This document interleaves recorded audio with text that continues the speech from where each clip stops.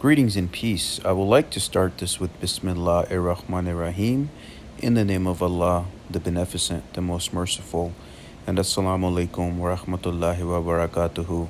Peace be with you and yours.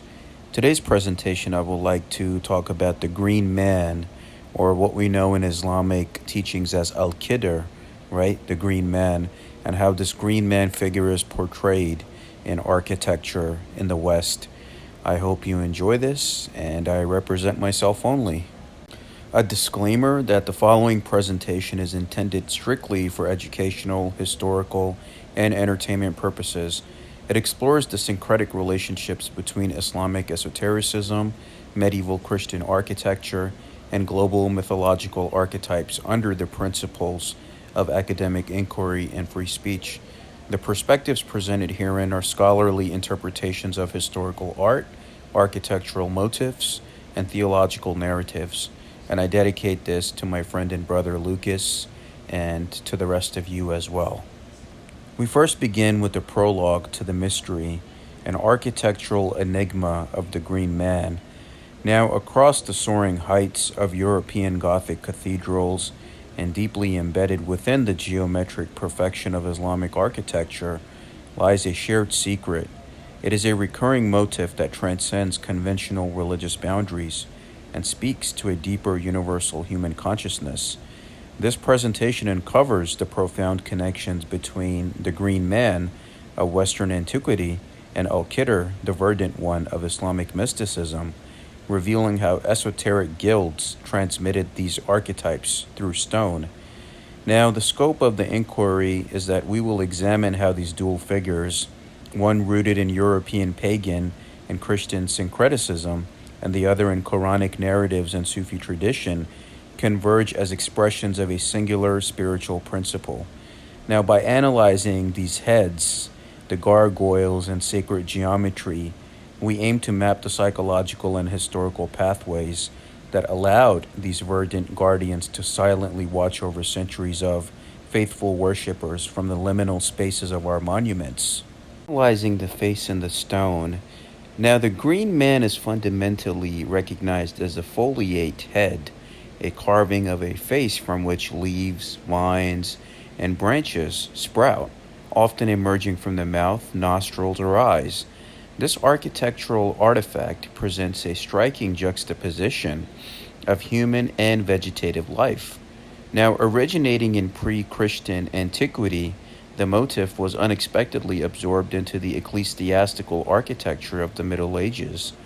Despite the Church's strict theological iconography, the Green Man proliferated, silently asserting the enduring vitality of nature and the cycle of rebirth amidst spaces dedicated to heavenly transcendence.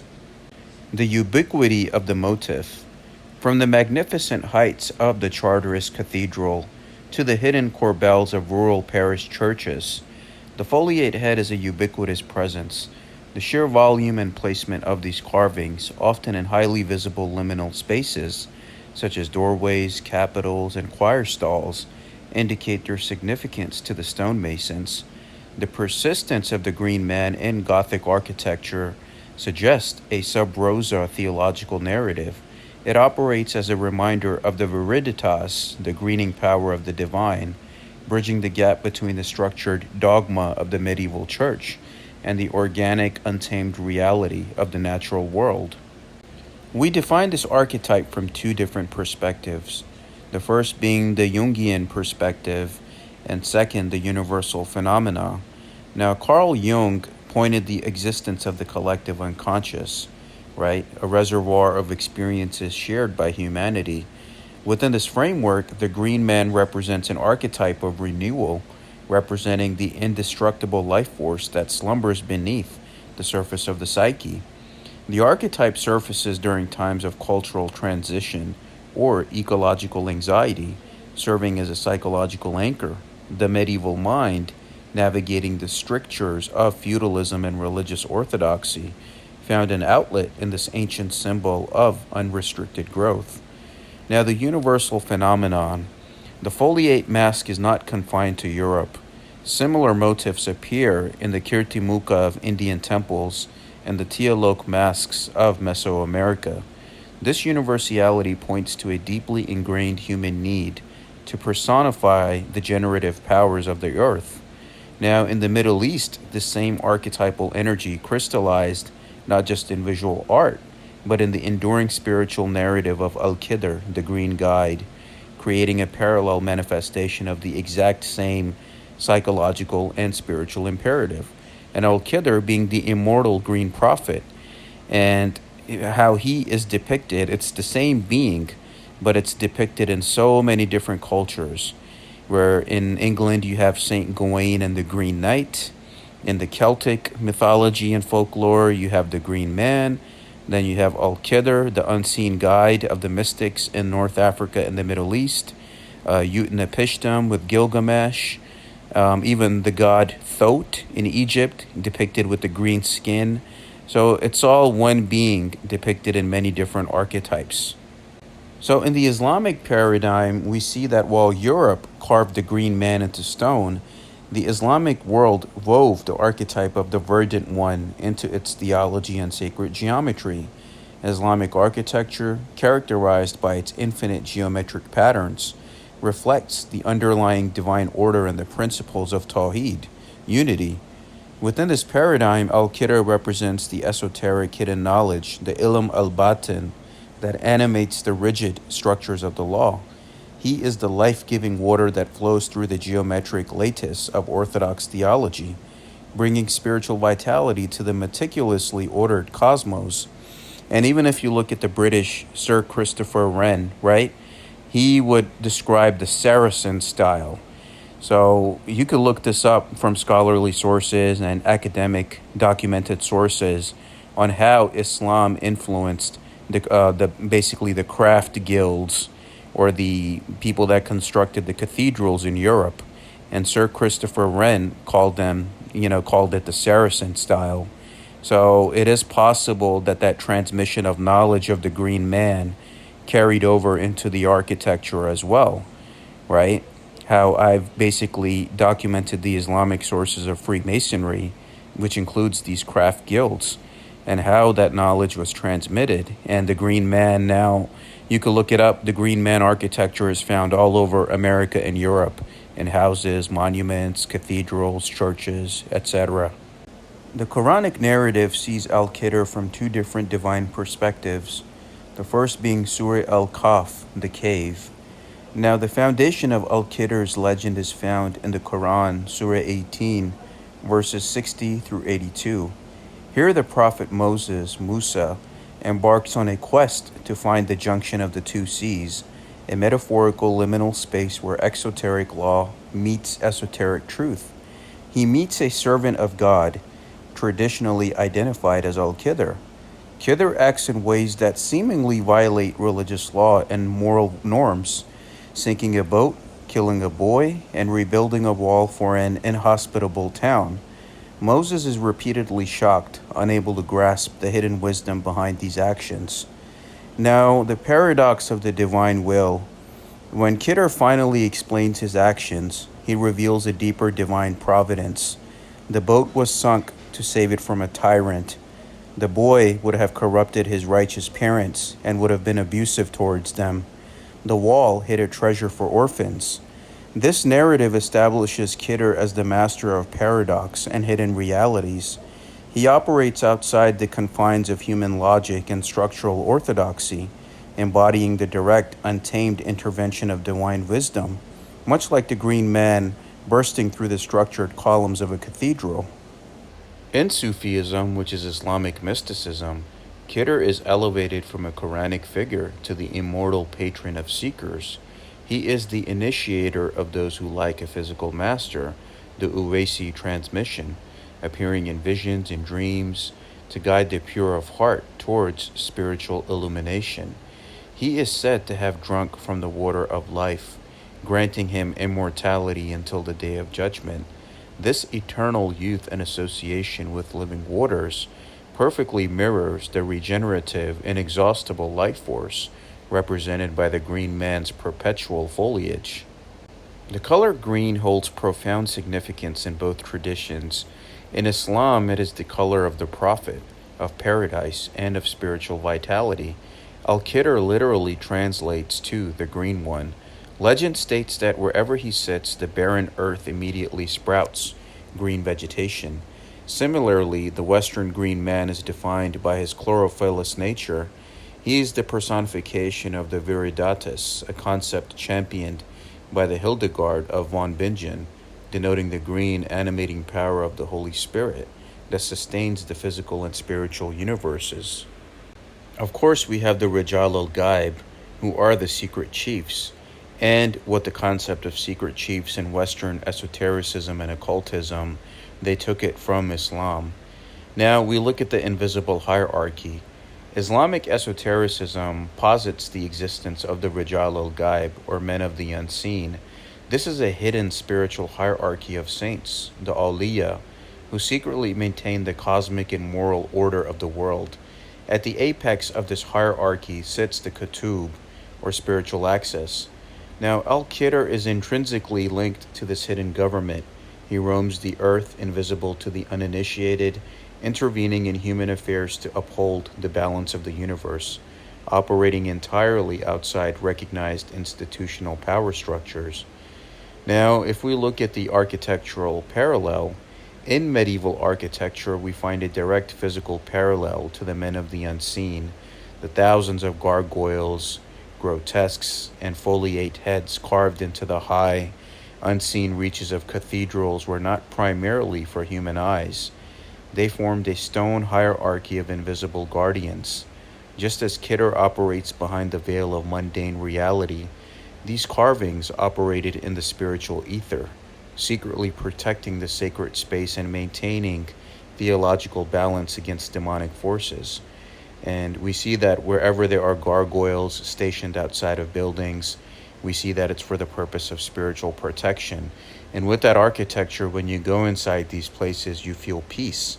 Or even some homes that have old architecture, right? When you go inside and you feel a sense of peace, especially the way the architecture is. Some places you go to, right, that don't have these figures, some places leave you drained. But these places give you a sort of peace. Anywhere in the Western world where you have the green man, like basically structured in the building in some way. Al-Khidr is the secret chief. Now, the initiatic orders of the West, we see that throughout history, various esoteric orders and mystical guilds have claimed guidance from a quote-unquote secret chief, an immortal hidden master who transmits ancient wisdom. Al-Khidr is the quintessential secret chief of the Middle East, initiating great Sufi masters like Ibn Arabi. This concept of hidden direct transmission bypasses the orthodox clerical hierarchy. It empowers the individual seeker and validates the mystical experience over the doctrinal rigidity, representing a perennial tension between the priest and the prophet. Now we see these echoes in Freemasonry. This tradition echoes in Western esoteric guilds, particularly among the operative stonemasons who built the cathedrals. These builders harbored secret knowledge of geometry, physics, and symbolism. The green man carvings can be viewed as the signatures of these initiates, a nod to the underlying natural laws and ancient wisdom they possessed. Hidden in plain sight from the clergy who commissioned their work, it is the mark of the secret chief in stone. And if you look at Sir Christopher Wren, right, the Saracen style was incorporated into the craft guilds of Europe. There is an undeniable cross-cultural syncretism that has happened, especially with the meeting of the East and the West. Now, the archetype of the verdant guide refused to be confined by geography or theology. Through trade routes, the Crusades, and the translation movements in Moorish Spain, esoteric ideas flowed freely between the Islamic East and the Christian West. And the Templars, renowned for their time in the Holy Land, are often cited as a conduit for Eastern mystical concepts entering European building guilds. This cross-pollination fostered an environment where the Green Man and Al-Khidr could conceptually merge. Now, the shared vocabulary is that both figures represent the reconciliation of opposites, life and death, humanity and nature, orthodox law and mystical ecstasy. They provided a shared symbolic vocabulary for mystics and artisans, navigating an increasingly complex and dogmatic medieval world.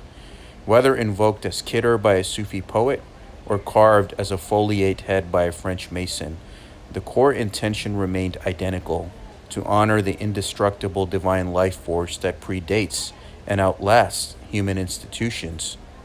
Now, the foliate head is not the only manifestation of this protective natural energy in architecture. Gargoyles and grotesques serve a similar function. While gargoyles practically served as water sprouts to protect the stone walls from erosion, they symbolically served as spiritual water sprouts. They channeled malevolent forces away from the sanctuary. These chimeric figures, blending animal, human, and demonic traits, represent the chaotic forces of nature, tamed and repurposed to guard the sacred, much as Al-Khidr utilizes unconventional methods to achieve divine aims. The placement of the green man and the gargoyles on building exteriors is an example of apotropaic magic, the use of a frightening or powerful symbol to ward off evil.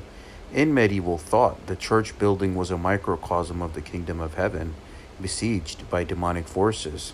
By placing the green man at the thresholds, Masons invoked an ancient primal power of life that demons could not penetrate. The overwhelming vitality of the foliate head served as a spiritual barrier, a verdant shield against corruption and decay. Now, similarly, Al-Khidr is invoked as a protector of travelers, sailors, and those embarking on dangerous journeys. Shrines dedicated to him are frequently located at perilous crossroads, along coastlines, and at the edges of the wilderness. Both archetypes serve as guardians of the vulnerable, standing at the boundaries between civilization and the wild, between the known world of human order and the chaotic expanse of the unknown, ensuring safe passage for the faithful.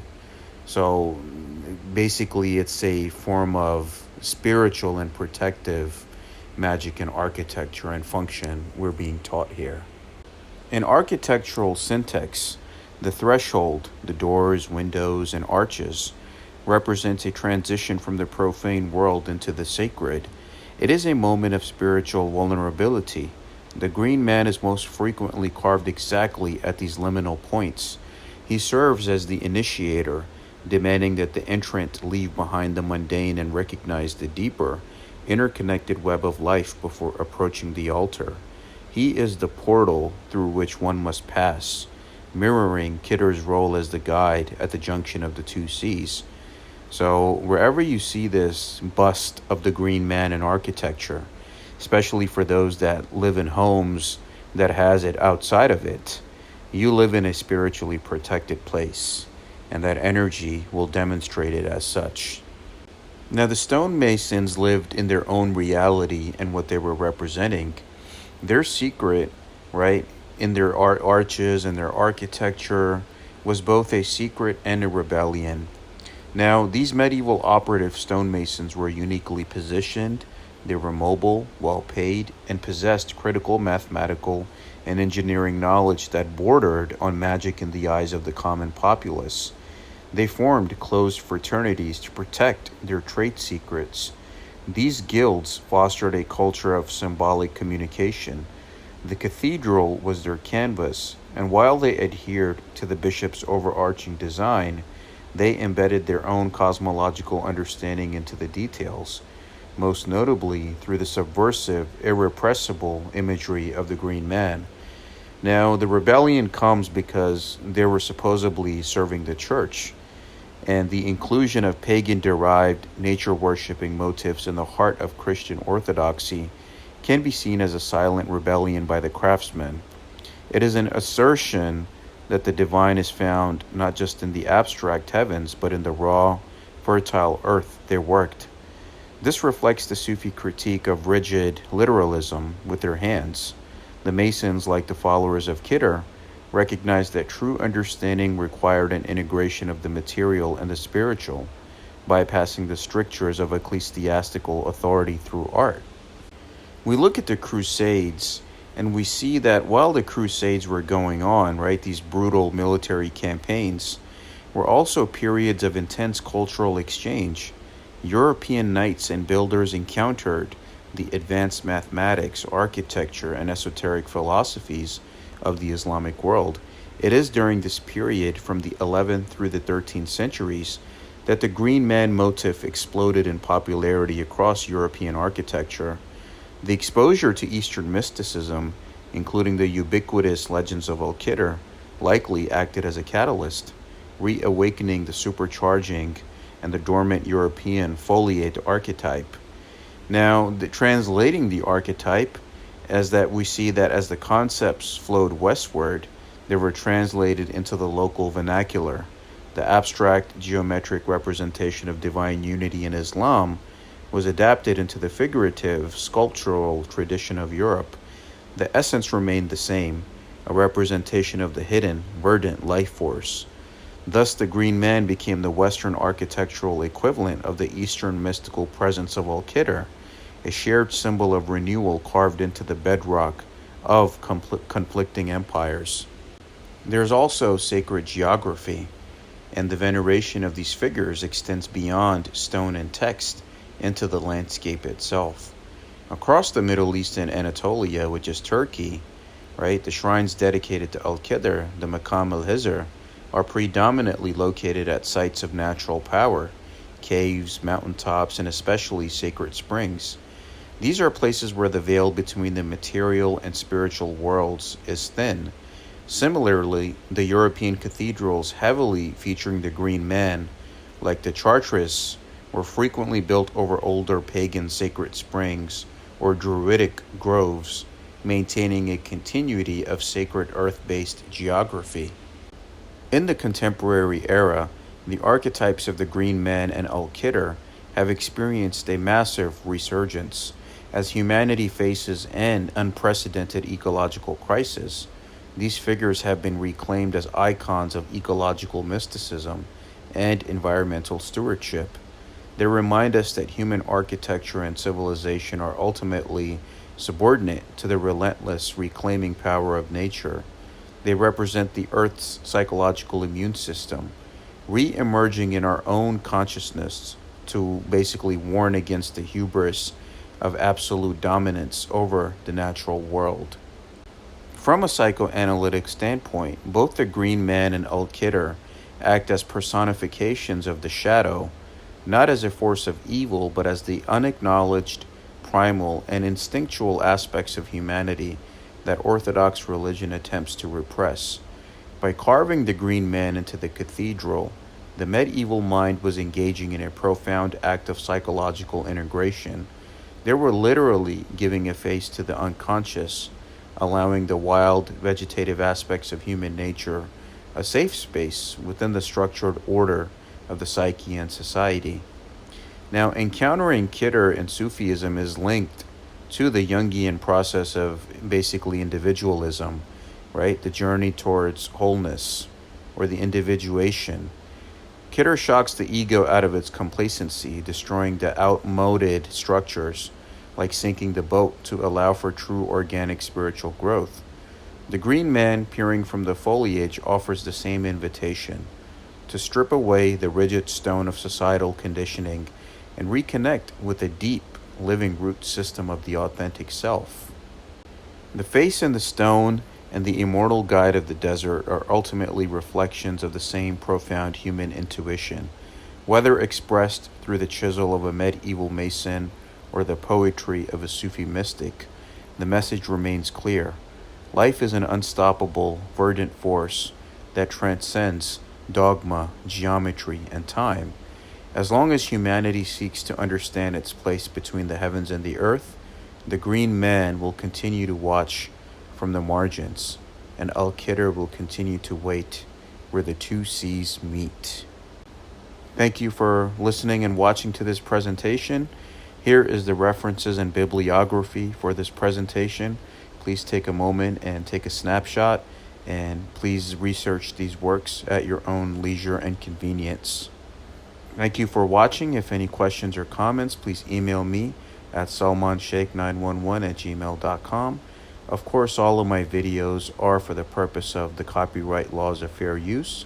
for the purpose of nonprofit, free speech, education, and entertainment purposes. Thank you. All rights reserved.